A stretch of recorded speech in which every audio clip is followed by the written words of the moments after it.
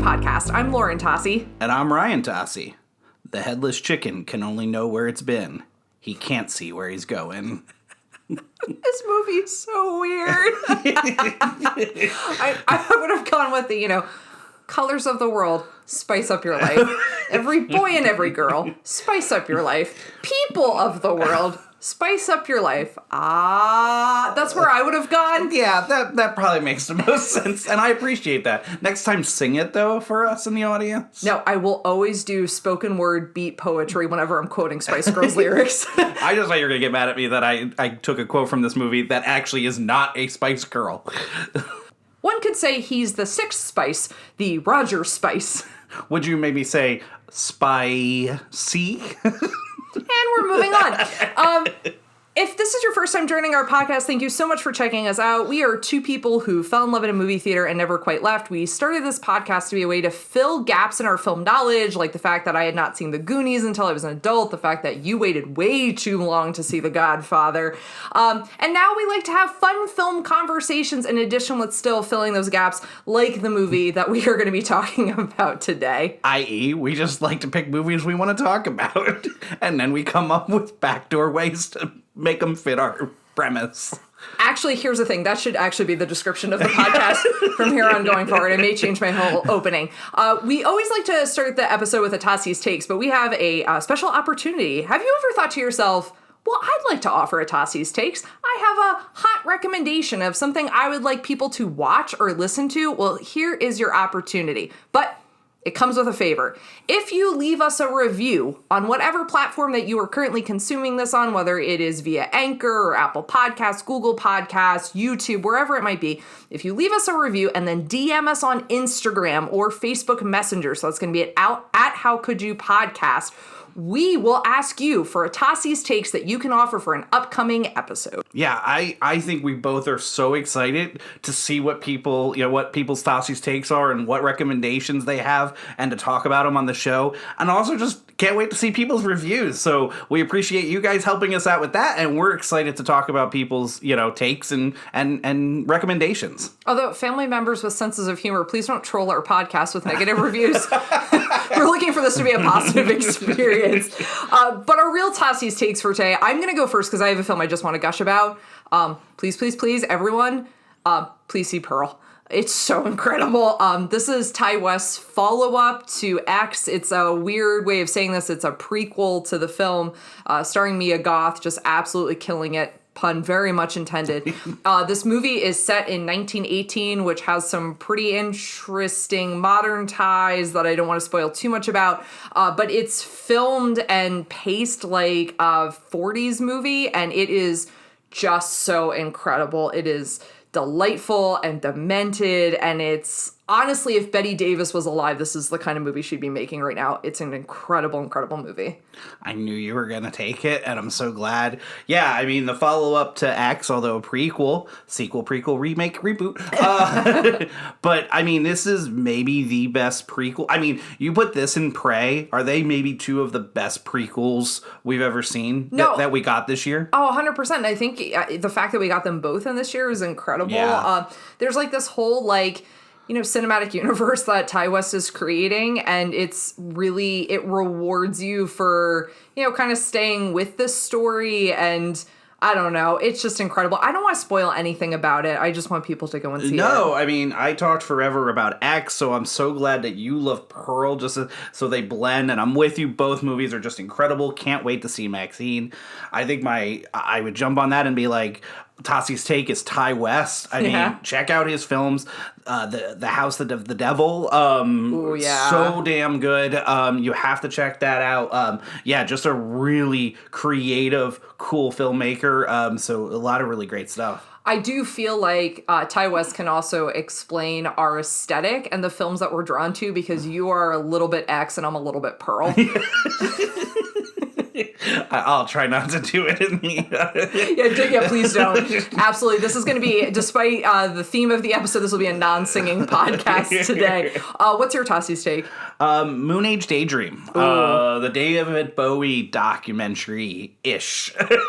I mean, it is a trippy mind, crazy film. It's what you expect from a David Bowie, not your typical type of musical documentary. They pulled a lot of footage that had never been seen before. It's done in a very avant-garde way. You and I saw it on a Friday night, and I think we both thought we were just on another planet.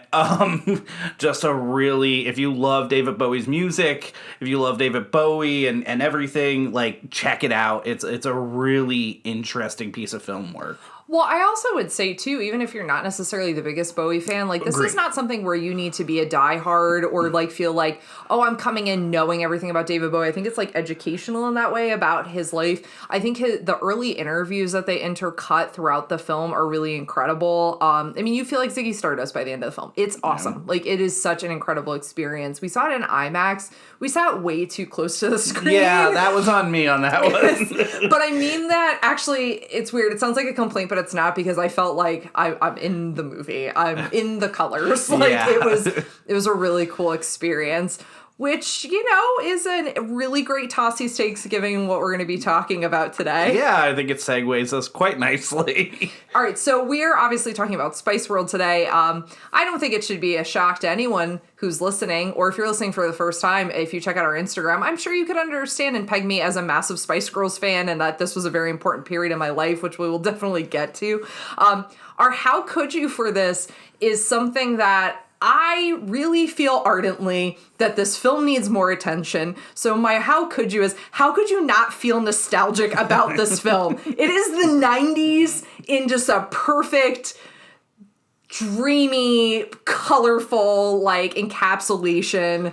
It's like the antithesis of Fight Club, which also really marks the 90s. But at the same time, my how could you is, how could you not feel nostalgic about this? So Ryan, can you take us back to the films of, what are we going with, 97 or 98 for this? It's complicated. It's a good question, because if you look it up, you're going to get a 1997 date attached to it, and it's fair. It is a 1997 film. It comes out in the UK in late 97, I believe December of 97. US release comes out in January of 1998. So for today's purposes, we're going to look at 98, because that's essentially the entire year. It's where, it got the US box office, and that's what we kind of look at every episode. So kind of looking at the, 98 year, it's an interesting one. Number one is... We think every year's interesting in film. You are 100% correct. I think I say that, yes, every time we talk about this. We are definitely showing, our time that we, our films that really, speak to us and nostalgia for as we, go back to back 99 and now 98. Well, I think I'm considering this the panacea to last week's film. So if you were like American Gridiron, teenage male, late 90s perspective, I've got a solution for you. I just want to say, though, I feel like I fit in both. I'm like the Ferris Bueller of film here, man. I'm like... He's a righteous dude. I like the Spice Girls. I like the West Canaan Coyotes. Like, give me all the 90s nostalgia. Yeah, but I think part of the reason you like the Spice Girls probably has a little more West Canaan Coyote in it than you'd like to think. When we get to that category, I'm sure we'll have that discussion. All right, so what are those films that came out this year? So, 1998, number one at the box office, not a shock at all. Saving Private Ryan. I mean... Say the obvious thing, just do it. Should have been Best Picture. 100%. One of the best films of all time. Yes. I mean, and arguably the greatest war film of all time. Yeah, I mean, it's hard pressed to ever find somebody that can say a negative word about that film. So it makes sense why it would be number one. Yeah, and it's, again, this is in those times of kind of like your phenomenon films. Again, we've talked about this, like the stratification of like film culture. This is like film monoculture, like at its zenith towards the end of the 90s, because, in the prior year you have Titanic. In 98 we get Saving Private Ryan. So you're talking about films that people were going out in droves for. I mean, it's a film that's starring Tom Hanks. It's directed by Steven Spielberg. It's this incredible war epic that, sought to portray a really horrifying aspect of war. Like, it really did not want to show, or it didn't want to shy away from what D-Day actually looked like. Let's not just think of it as they charged the beach. Yay. No, I'm going to show you what it looked like, and I'm going to make you feel it.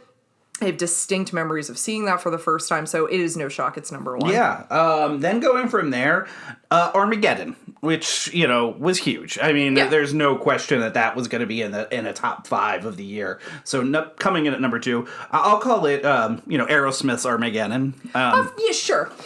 It's also, you could say Bruce Willis. You could say Ben Affleck. Liv Tyler. Michael Clark Duncan. Steve Buscemi. I like it all. Yeah. Owen Wilson. But Owen Aerosmith. Wilson was in that, right? Yeah. Can I tell you, you said it, and then I thought, that's not right. And then I went, wait, that's right, he was in there. Yeah, but I don't want to miss a thing with that at number 2. Stop.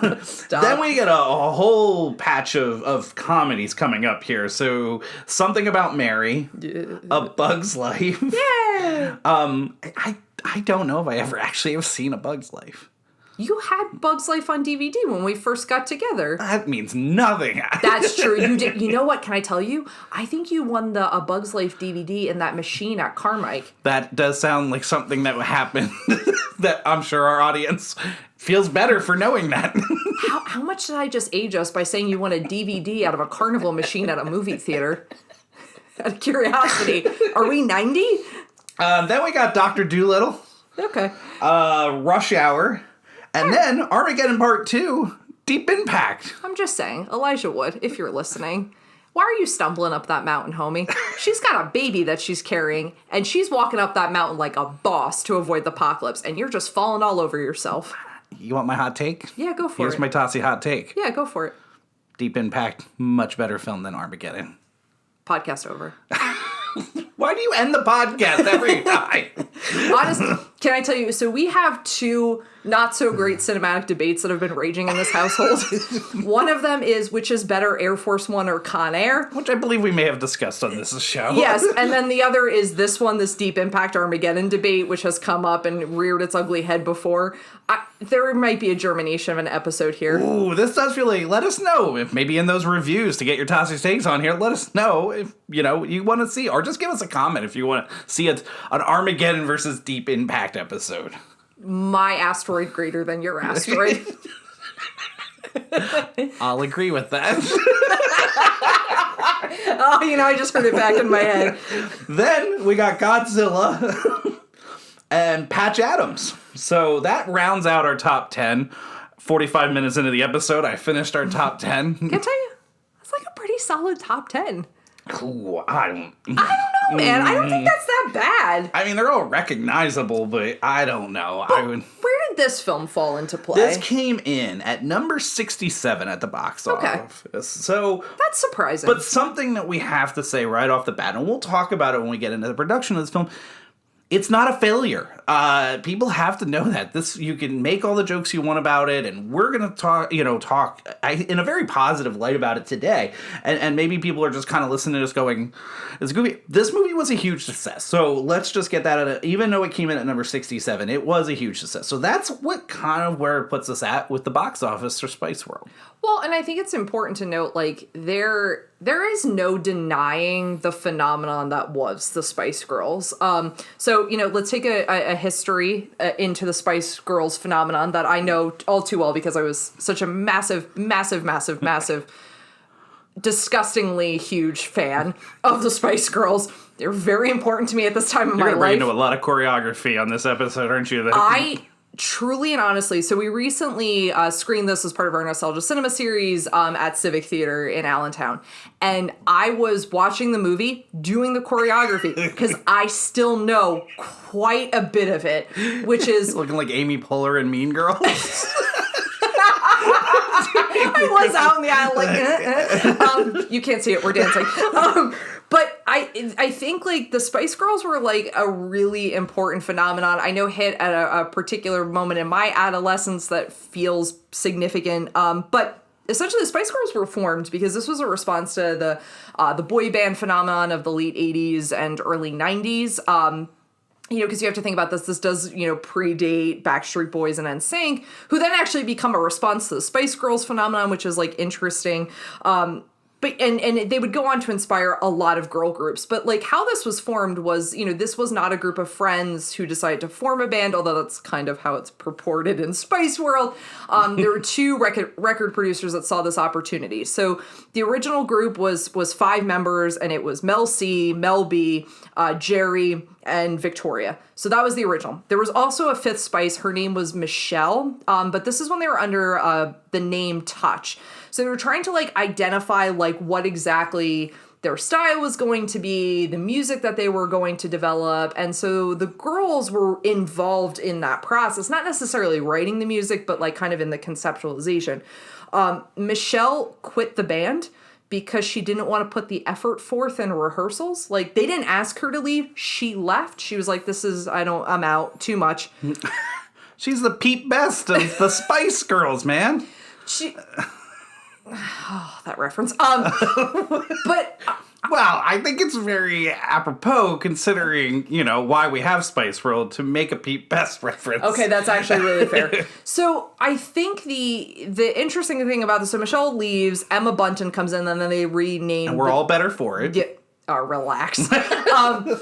And then, we get the name Spice, and then eventually they change it to Spice Girls with this idea that they were each going to have these, like, names that were, like, associated with their identities, which went through, like, a lot of discussion of to what this was going to be. So obviously, if you don't know, their names are Sporty, Posh, Baby, Scary, and Ginger Spice. And it was meant to, like, be formed around each girl's identity. And then, as they start to kind of like get this album together on July 7th, 1996, which is very important because it's Lauren's 10th birthday, they release Wannabe. And it blows up, like, to the point, I think a lot of times, like, the notion of Beatlemania gets associated with when something kind of has this like meteoric rise to fame, but this like truly was the case. So 1.7 million singles in the span of a week. That's for anyone listening. If you don't recall, it used to be that you bought a single on a CD, you would get one song on that CD before the album came out, which then you had.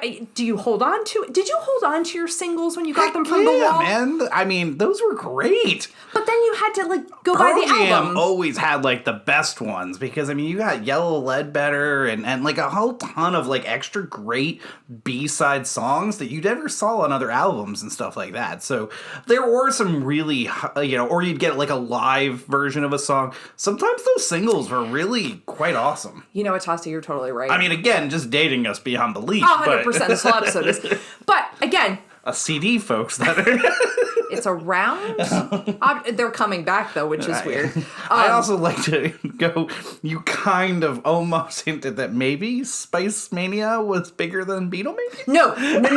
Hold on.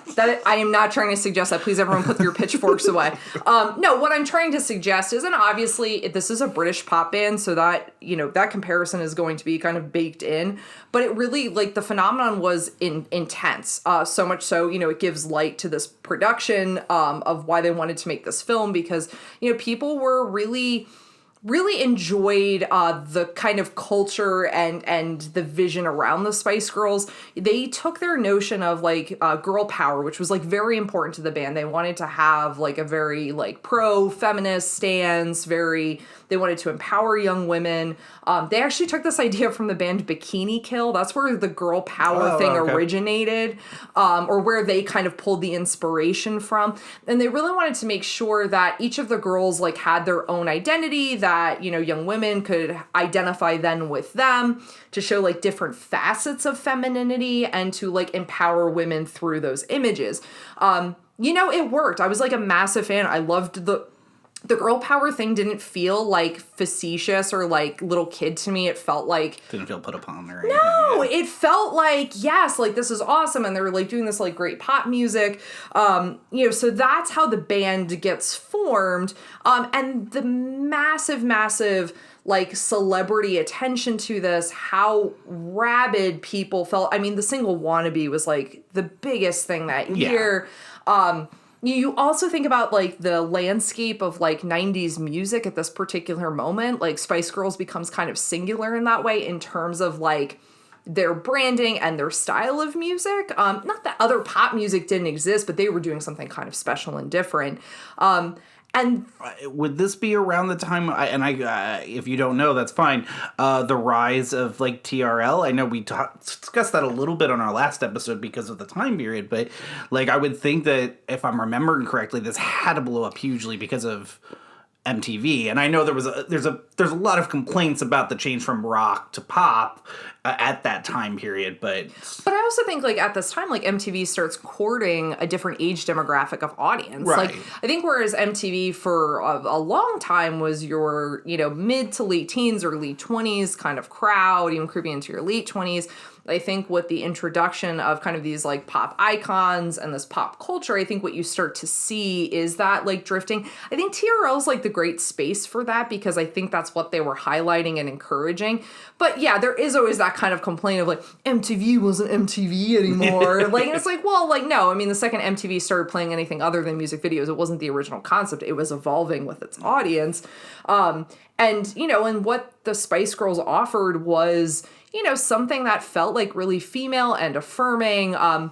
This is, they have this particular moment. It's actually interesting because I think Wannabe, like, at that time, a really cool thing happened where Wannabe and Alanis Morissette were fighting for that top spot. Spice Girls ends up overtaking, I forget which single it was, but, like, you think about that, like, what a moment in culture that your two top singles are Alanis Morissette, who could not be more female affirming, and the Spice Girls. 100%, but also kind of different paths to get there, right? Yes, but I think same message. You're right. Like, completely. I think, yes. like, a real, like, kick in the door kind of feminism of, like, embracing, your identity and embracing the power that can come from that. It's like a real, sorry, all right, this, like, sounds like I'm probably, like, waxing a little too poetically about this, but I remember as a young person really loving that as, like, a fixture in my life. So you were a huge fan. It's what we know at this point. I had posters. My most prized toy possession were my Spice Girls Barbie dolls, which were phenomenal. Ugh. Is that a retirement plan for us? Do you have those still? I don't have those. I'm going to be very honest with you. If I still had them, I would have them out somewhere.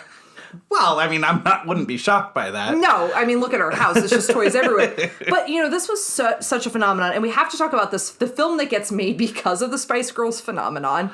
And we have to talk about it. My first question to you, being this huge fan, did you see it in the theater? Yes. Do you remember seeing it in the theater? Yes. And did you love it the first time you saw it? Yes. They could have done anything and you were going to love it, though, yeah, right? But here's why I think this movie is fun. It's madcap, right? Mm-hmm. It's ridiculous. It's self-aware.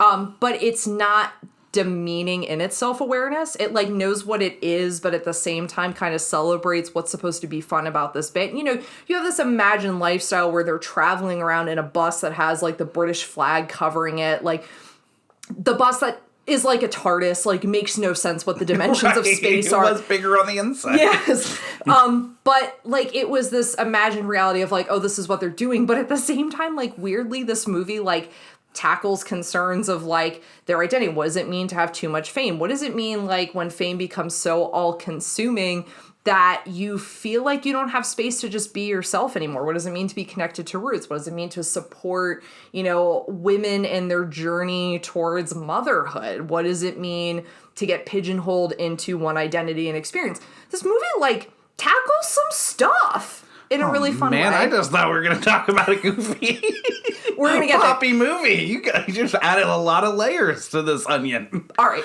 I do think we could talk about maybe one of the really fun aspects of this film before we get into any of our, like, favorite particular scenes. Can we talk about the cameos in this movie and how this is such a marker of how huge the Spice Girls were? I mean, this movie had, cameos galore, and probably cameos they didn't even realize were going to be quote-unquote cameos later. I mean, yeah, it's huge. I would have to ask you right off the bat, like, I mean, we're looking at, like, a ton of people, right? We have Norm himself, George Wendt, yeah. I mean, which is awesome. Stephen Fry. We talked about it at the front. Roger Moore in one of of the just wackiest roles. I can't wait to talk more about that.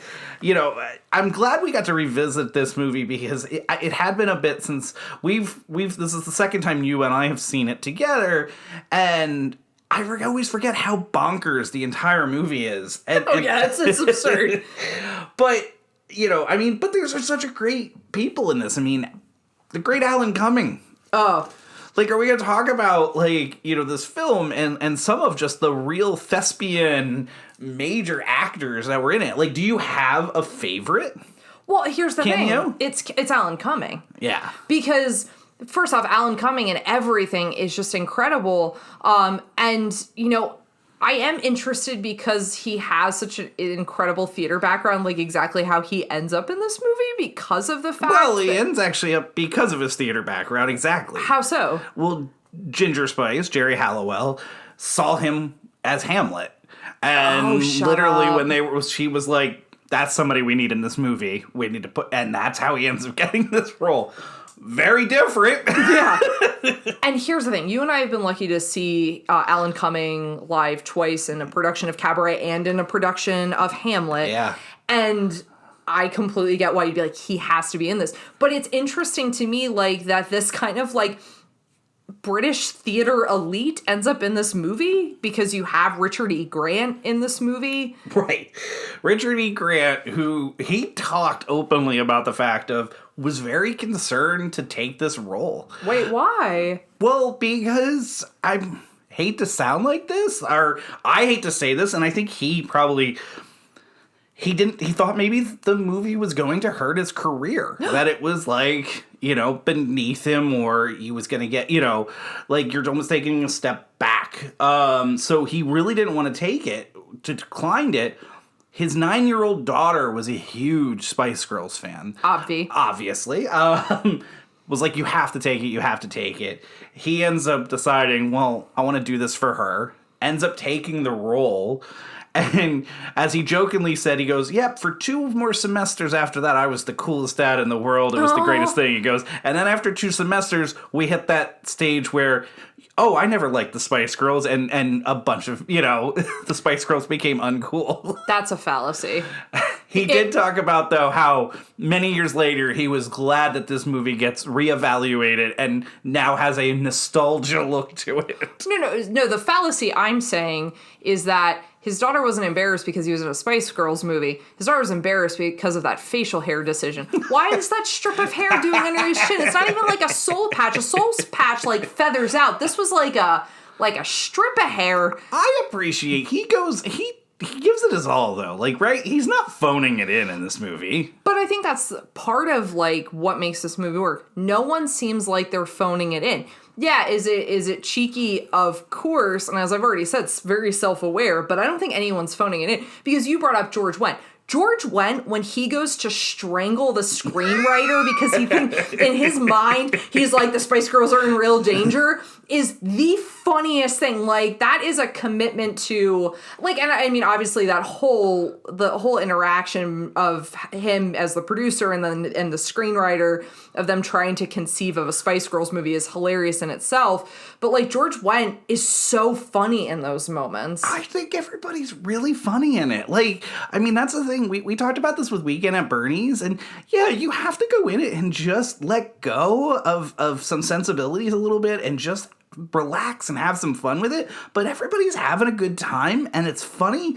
You talked about, I think, the writer and George Wendt, and you pointed out the writer is the boss from Superstore, which blew my mind. I mean, but then, like, we talked about Hugh Laurie's in this movie. Before he was, like, Hugh Laurie to us. Like, right. American audiences didn't know, but Dominic West, Jennifer Saunders, Bob Hoskins, I mean, with maybe the greatest, like, 3-second cameo. Go Power! One of my personal favorites, Bob Geldof.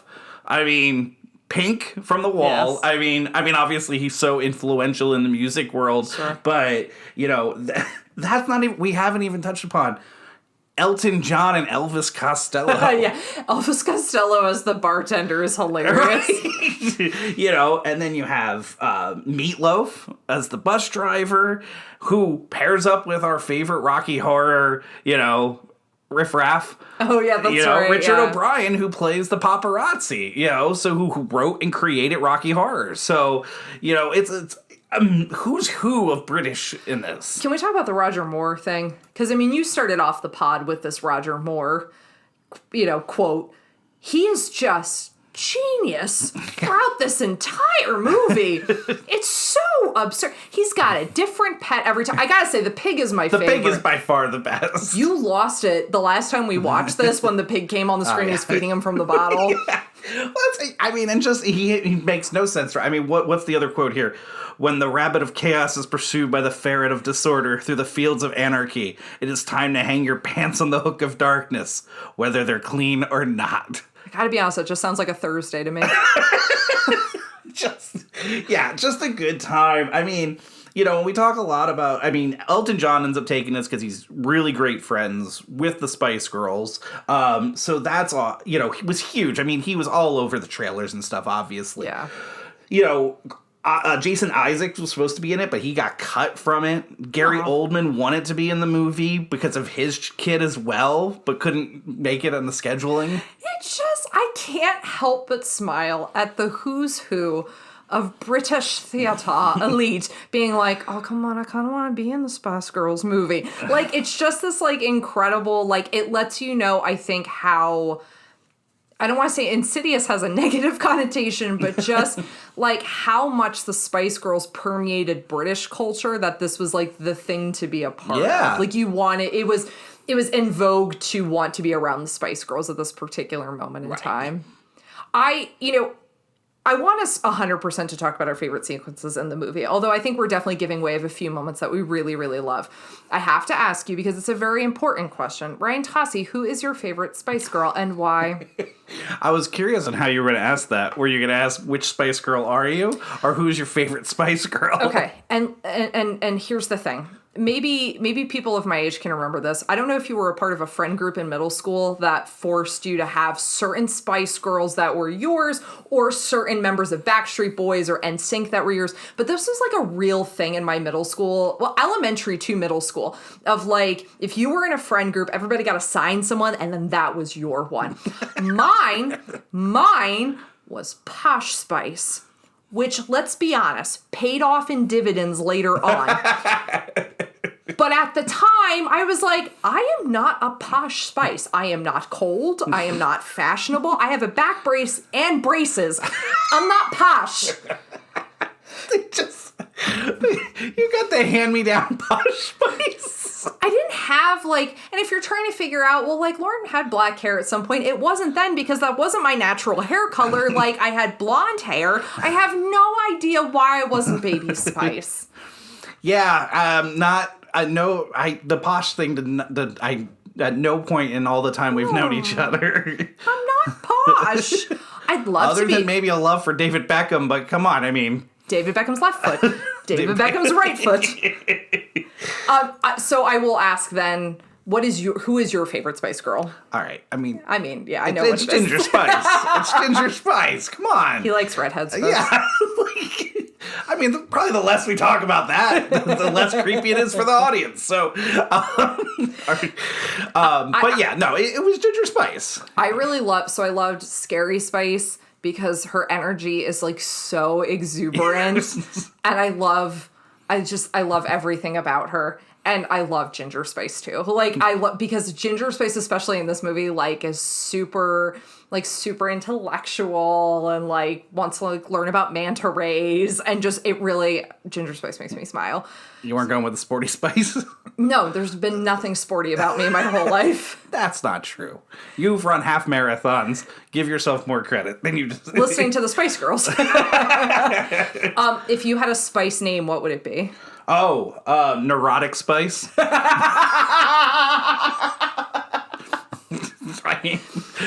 So this question was asked on Facebook, and our friend John responded, and he said I would be Popcorn Spice, which I totally agree with. But I also think there's another option here that's seems to me potentially obvious. pumpkin spice. Oh yeah, yours is definitely pumpkin spice. 100%. Can I tell you, I thought to myself, oh man, I kind of like popcorn spice too, because I do eat a lot of popcorn, but Lauren drinks a lot of pumpkin spice products. No, I think pumpkin spice very much fits you. Mine probably also could have been Old Spice. Oh, don't be that guy. I'm that Nobody guy. likes that guy at the party. You ripped that quote from Serendipity, 1. And 2, go with something that neurotic spice is hilarious. I said you should be Buffalo Spice. Oh, nice. I like that. Yeah. All right. So, again, audience. Is Lauren popcorn spice or pumpkin spice? And then am I, neurotic spice or buffalo spice? So spice names aside, do you have a favorite sequence in the movie? Other than saying, obviously, the whole movie. I don't think you're going to be surprised at all of my favorite scene of this movie. I'm not going to be, but say it anyways. It's the craziest scene. The aliens. I mean, that scene is just wacky. I'm showing Ryan my notes right now. Ryan, can you please read what I have under favorite scenes? Yes. Alien sequence is hands down the most bonkers. Yes, exactly. Yeah. All right, why is this your favorite sequence in Spice World? I mean, I find it hilarious. I find it weird as hell. The aliens, no offense to the production, because I don't think they were trying to. I love that the aliens are just not really well done. They just look like the aliens from Independence Day. No. Yeah, think about it. No. Come on, let me have this. But continue. But they're just, the fact that the whole thing. I love that the Spice Girls just understand their language. Yeah, and no explanation given. Yeah. Yes, and we also, it was the nice lead up of, Meatloaf giving his, I'll do anything for those girls, but I won't do that. So, the whole sequence just works. What about you? Mine is, I love the sequence when they're at the one rap party, or not rap party, it's like a pre-party, I think, for the live show, and they're doing the interview up on the balcony, and they're asked about their dating life, and I don't know why, but every time Mel says, no cheese, it makes me die with laughter every time. And I think it's like, because I love how easily their ideas are distilled like within their like pop, like kind of their Spice Girl identity of how they like answer. And then there's another moment that I really like, and it's a simple moment, but it's when they're doing the rehearsal for Say You'll Be There. There's this moment where it's just the camera kind of panning over them and they're just talking to each other. You can't hear what they're saying, but it just feels really natural. And I think like something this movie captured when it wasn't doing the bonkers stuff was also just it seems like this is a band of people who really got along well together and had like a really nice natural chemistry. Oh, completely. The funny thing about this script is Kim Fuller, who wrote the movie, who also wrote From Justin to Kelly. Oh, gosh. Who is the brother of Simon Fuller, who was the band's manager at the time. They wrote it. They were concerned the girls were going to hate the script, so they actually wouldn't let the girls read the movie, so they were worried they would back out. So they actually Kim Fuller read them the story in hopes that, they would like it, and they did. But what they talked about a lot with the filming of this movie was these weren't actresses, they talked about, the director and the producers talked about, you couldn't just have them do 20 takes and expect they're going to hit all their lines and things like that. But what they wanted to do was get that natural chemistry out of them. So what they would do is essentially turn on the camera. They had interpretations of what the script were, and then they would kind of let them go. And Emma Bunton talked about how, like, they were trying to make each other laugh. Like, they were trying to really just play off of that. So you talking about the chemistry and those scenes, like, a lot of the time when you're seeing them laugh and things like that, it's all legitimately natural because it was happening. Well, and I think why that's so important is because if you have, like, a set where that natural chemistry is being built, then there can be such a sense of humor in the scenes that are, like, a lot wilder and weirder. Like, for example, like, another sequence that I love anytime there's, like a dream sequence or, like, an imagined reality. My favorite being when they say, like, Emma, you could probably get away with murder. And it's the fake like crime scene. Agatha Christie yeah, type. Yeah, it's like the Agatha Christie scene, and she's sitting there with like a massive gun and a bandolier of bullets, and they're like the guy points to the other guy. Like it's moments like that I think are really fun. I also think that's what makes things fun. Like there's that great sequence where they're all dressing up as like different icons. Yeah. That would have been my second pick. I agree with you on that. Yeah. Well, because what's fun about that is there is so much playfulness to it. And obviously, you're a performer, you have to be natural in front of the camera, but it feels like this is just like comfy and it's dress up and it's kind of hilarious and they kind of take on the roles in a really fun way. My understanding is most of those roles, and you'll know, are actually they're taken from the Lady is a Vamp song and the lyrics. So that's it. And one of my favorite parts is I do always appreciate it. I appreciate it then. I appreciate now. I get a good kick out of when they dress as each other and they do kind of these alternate versions of all the Spice Girls personas. Yeah, I will say justice for that song. I think it's a very underrated Spice Girls song. Okay. I love that. Well, I always love that song because of all the references that are in it. Right. But I agree with you. I think when they dress up as each other, it's really funny. And I also think like one of the things that this movie is great with is I think there is a way of writing this style of film where you know that the demographic for it is going to lean preteen, where you make the dialogue feel very situated towards that age. Like, we're not dealing with anything heavy. We're kind of changing the way, like, naturally adults would speak. And I don't mean in sophistication, but I mean in things that they would joke around about. Like, the fact that they're joking around about the bras. They're joking around about, like, going out and, like, oh, we would have gone out and gotten blitzed on this night. Like, there's a real sense of like, yeah, we're marketing this towards this age, but we're not forgetting that these women are adults and and that there's going to be some playfulness with that as well. Like the whole Milan show? Oh my gosh. I love that sequence so much. It's very cheeky, no pun intended. But the best part is like when Emma is listing all the stuffed animals on her bench, she's like, so I just don't think there's any room for you, mate. Like, but that's what I love about this movie. I think this is why it's like a great nostalgia pick, because it's not just about like, oh yeah, I was a big fan of the Spice Girls. It's also, there's something that like when you watch it as an adult, the humor still hits and is funny. Like, and I think it's what makes, when it goes really bonkers and extra madcap, it makes it more fun because it's not just like, they haven't been just so twee and perfect the whole movie. Like, they're still like adults and they make kind of like adult jokes. And like, so it makes it fun. But I think, look, the best scene in the movie, like, has to be the whole description of when they're trying to get from the hospital to the show, and the screenwriter is describing the whole bus scene, the discovery of the bomb. There's no way that's not the best sequence of the movie. Yes, I mean, especially when they do the, that's going to be expensive, and then it goes to this, like, I don't know, like, toy bus going over. Yeah, I mean, it's a lot of just smart, just fun, moments. I agree with you. That whole sequence is hilarious and really good. I would love to hear, we're talking about all these the wackiness of this. Give me a synopsis of this movie.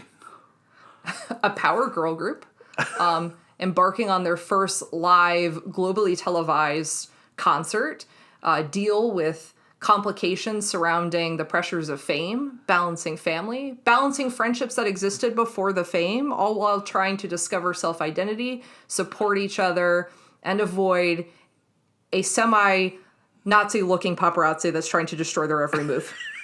Well done. Thank you. Well done. Thank you. No notes on that or anything. You just pulled that out. And I threw that. That was not something we pre-planned. So I give you a lot of credit. My armpits started sweating as soon as you said it. But you're talking about this. I mean, we got the great villain of Kevin McMaxford, right? But you talked about it. Oh, the sequence when he gets so angry it rains on his assistant. Oh my God. Absolute gold. That's classic. A classic. Yes. That's a really good time. It's just all the things that they throw at it. You did talk about at the beginning of this of, aspects of this movie that, they're trying to say something. And obviously, the fact that all of the villains, quote unquote, of it are male. They're all, quote unquote, the ones that are kind of make or break their success in some ways. Yeah. So in this really wacky type, just really for last film, they are actually trying to say something with that between the paparazzi. And you talked about this movie, weirdly, the themes of it are still relevant and, today. Well, I think that's very unfortunately, I think these are modern things that young, particularly female artists deal with, like, in the industry. I don't think that stuff's gone away, unfortunately, as we saw, like, Taylor Swift and trying to reclaim, like, her catalog as being, like, a good contemporary example of that. I also think, like, this is a band that seemingly had some sense and say of, like, what they were putting out there, and still does, because, if you don't know this, the Spice Girls are reuniting at Glastonbury Music Festival. This is also my pitch for anyone who wants to buy me tickets to go to Glastonbury. Like, let's go. It'd be the most fun. But I think, like, one of the things that, like, they've even shown us, like, with this, like, reunion is they've changed, like, some of the lyrics to their songs to be more inclusive. Like, particularly Jerry Halliwell has really led the charge on that of, if you know the song To Become One, she's changed the lyrics because she thinks that the heteronormativity that's present in the song is not inclusive. Good for her. The song Spice Up Your Life has a really troubling line. That actually got changed a while ago. Okay. Yeah, I did look at you at one point when I was like, ooh, that did. Yeah. No, and that, like, 100%, if we were doing a hold-up for this film, that would be there's a line in it that's, really offensive, and they changed it a while ago because they said, they were like, this is ridiculous. They were like, the phrasing is offensive, and, we have a multicultural, multi-ethnic audience. Like, we want to make sure that everyone feels like they can be a part of the Spice Girls, like, culture. And so it shows that this is a band. So when you're talking about these themes, I think it's, a reflection of the people who are in the band, that they wanted those things to be there and to feel, like, really empowering. Like, the movie feels like there is a sense of togetherness and welcoming. If you pay close attention to the club sequences, like, they are allowing for a lot of modes of expression that I don't think would have been marketed in a lot of adolescent films. Like, they are showing, queer subcultural spaces in a way that feels, like, really empowering too. Like, these are things that this movie is doing. And the crazy thing is I agree with you. When we sat down today, I'm like, we're just gonna talk about how fun this movie is. But I think recently rewatching, I'm like, damn, was this movie doing a lot more than I even was giving it credit for? Yeah, I don't disagree with you. You and I had the luxury, the nice thing too. We got to see this when we were in England. We took a vacation a couple of years ago there. It was a dream vacation we got to take. And of course, when you're on a dream vacation in the United Kingdom, what are you going to do? You're going to go to a rooftop cinema to watch the Spice World. And you know what? So happy we did. That was tons of fun. Like, we were just sitting up there, headphones on, watching this with everybody, and people just laughing the whole time. And quoting. And dancing. I will always say this from that screening. I couldn't figure out, there was such a lean in on Posh Spice every time she did anything that I could not tell if it was laughing with her or at her. No, with. Yeah. I think there was a real, because you could tell there was like an enthusiasm around it that was, like, very, I think, sweet-natured, and, like, because, I mean, like, Posh has, remained, like, very famous and has stayed in the zeitgeist in that way, not just because of her marriage to David Beckham, but because she's a fashion icon and, certainly in that, upper elite British culture. So I think that was, like, very good humor, but I will say it was, like, the best way to watch it. And, like, I didn't know what to expect. Would it be, like, kind of stuffy of, like, well, this is, like, a stupid movie? But no, it was like this is, like, our movie, man. Yeah, like, they really was acclaimed for it. Like, when Richard E. Grant talks about that this movie got a second life and reevaluated, it's true. And we got to see that firsthand. When we got to do it at Nostalgia Cinema recently at Civic Theater, the audience we were with was all into it and laughing and everything. Like, we were talking about, like, there's a bunch of stuff, really interesting stuff put into it. But at the end of the day, too, it's just a funny movie that's just, what sometimes cinema should be, which is just have a good time and not to think too much. If you want to throw in your random pregnant friend, throw in your random pregnant friend into the movie. Dude, I love that storyline. I like that they're all the godmothers. But I also like that they have this friend that's, like, really supportive of them, and that it shows, like, why it's so important for, like, them to be supportive of her and be like, yeah, we've got this big concert, but, like, this matters more. And I like that they have that moment. Yeah, I agree. And then, and I like the fact that, certain circle back to what got you here, right? Like, we get the cafe scene, because you had to have Wannabe in here, right? Oh, yeah. So, I mean, and it speaks to how this movie ends up getting made.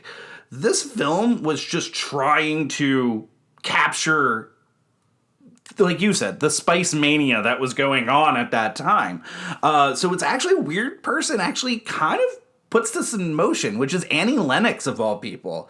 So Annie Lennox had Simon Fuller as a manager, like we talked about with the Spice Girls.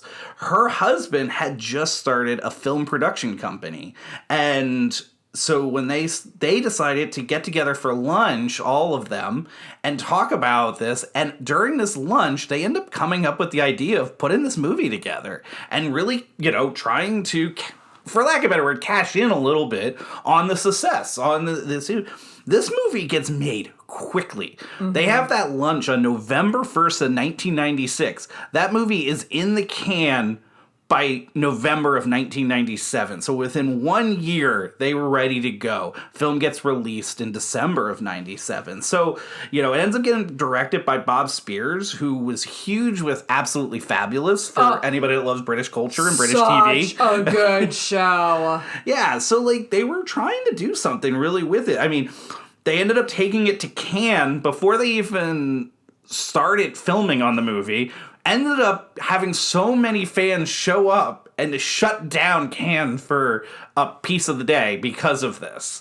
Just for literally, they had nothing to show. They just wanted to start promoting the movie early. You just imagine, David Lynch at Cannes that year just being like, what the hell is going on? I just imagine that, for what the atmosphere surrounding Cannes, that had to be pretty hilarious. I agree. So the movie ends up getting shot between June and August of 1997, so not a long shoot. And then, like we talked about, it gets released, and it does really well. This movie ends up opening up in the U.S. over Super Bowl weekend. It makes $10.5 million, which at the time was the biggest Super Bowl weekend opening ever, which is always those, now ends up being that essentially later gets beaten, and that record doesn't hold anymore. I think now Hannah Montana and Miley Cyrus movie Best of Both Worlds now holds that record, but it was a huge success. It earned $100 million at the box office worldwide, so you can't deny that. So I do have a question though. I think I've made it pretty clear why I saw Spice World in theaters through my various levels of fandom and obviously the Target demo.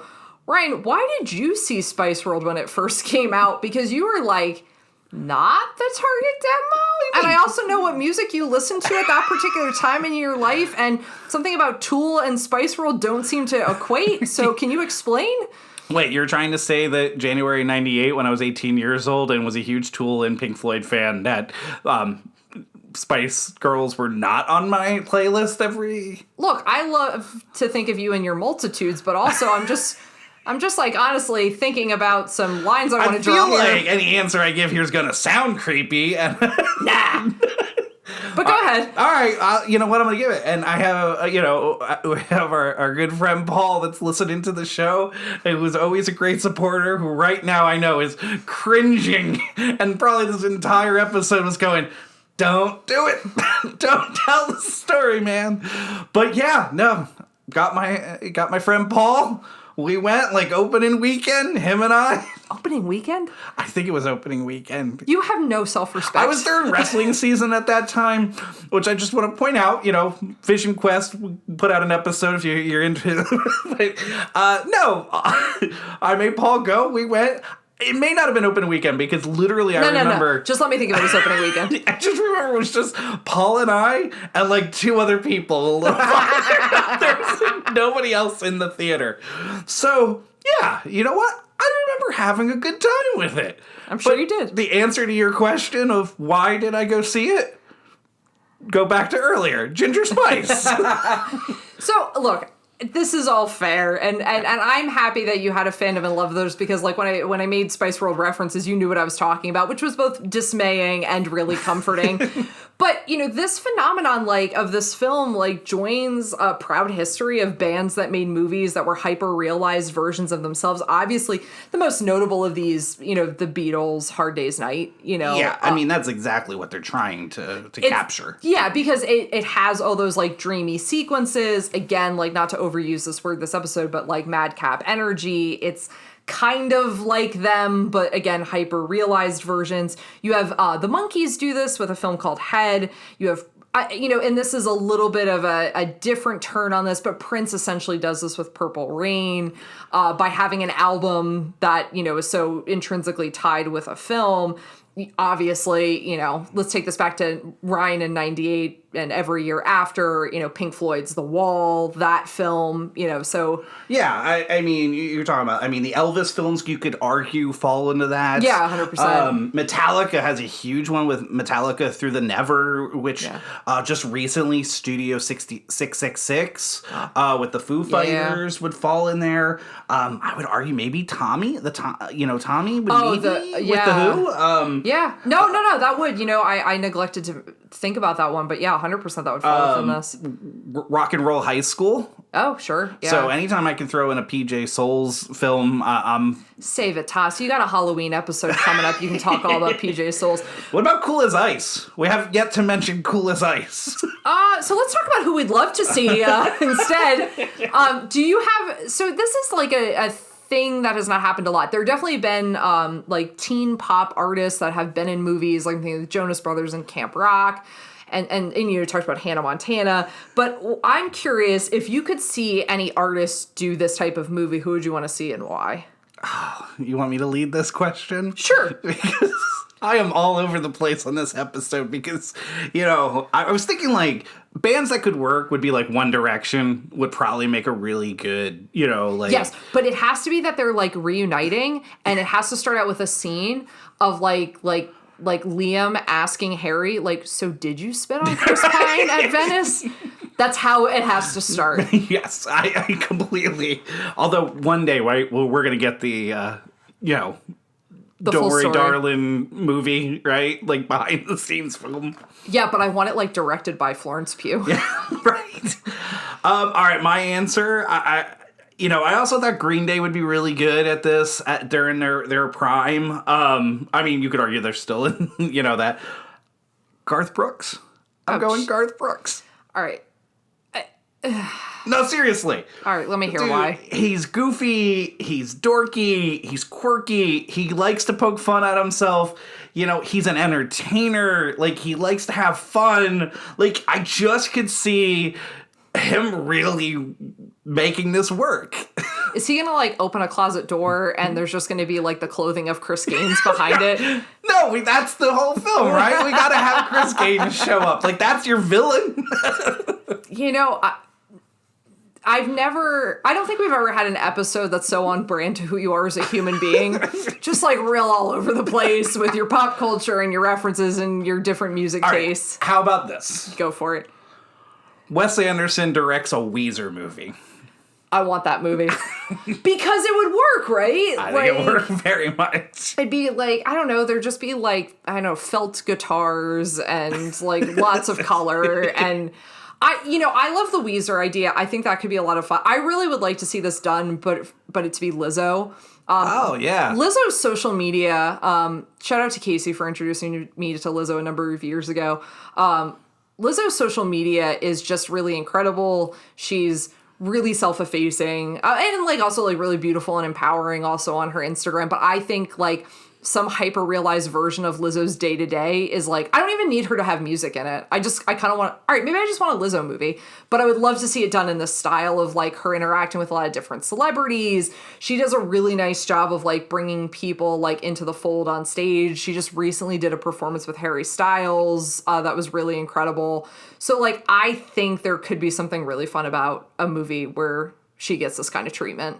I like that. What would be, you being a teacher and everything, you're kind of more around, what would be, do you have a band right now? Do you think that would fall under this a little bit? So a few years ago, I would have said like 5 Seconds of Summer would have been like kind of that next. One Direction, I think, still would be kind of huge. Honestly, if Taylor Swift did something like this right now, I think her music has gotten a little moodier. I mean that as a positive, because obviously, like, we're diehard Swifties in this house. But, like, I think if she did something, it would be massive. But I don't know. That's actually, I'm going to contemplate. I'm going to, like, listen in. Like, what kind of bands? Does it work better with a band? Because I'm throwing out Garth Brooks. Yeah. You're throwing out Taylor and Lizzo. I like all these ideas.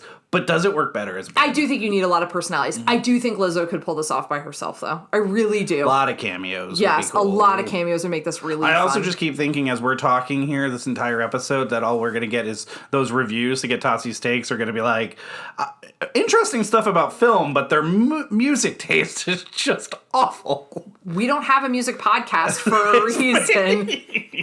You know, we tend to end the episode talking sequel, prequel, remake, reboot. I mean, obviously there's an imagined version of, they're reuniting at Glastonbury summer 2023, so there is a chance this could happen, but do you have a pitch for a sequel, prequel, remake, or reboot to Spice World? A quick question. For the reunion, would you like to go over and we can actually stay on the bus? Because it is an Airbnb that you can go, like the legitimate one, at the Island Harbour Marina in the UK. They redid it. It's there, and you can stay inside it. Y'all can't see the face I'm making at him, but it is, my eyes are open so wide, they're watering, and I'm saying, let's do this! But you're telling me they're reuniting, so there is sequel opportunity. I love it. Yes, I got it. I got it completely. It's so perfect. All right, so they're going to be doing this, right? This new tour, reunion tour. So the whole film was meta about making the Spice World movie, right? So you do a movie called Spice Universe, and it's about them getting ready for this reunion concert, and it's the whole wackiness of them. And you know who their manager? And...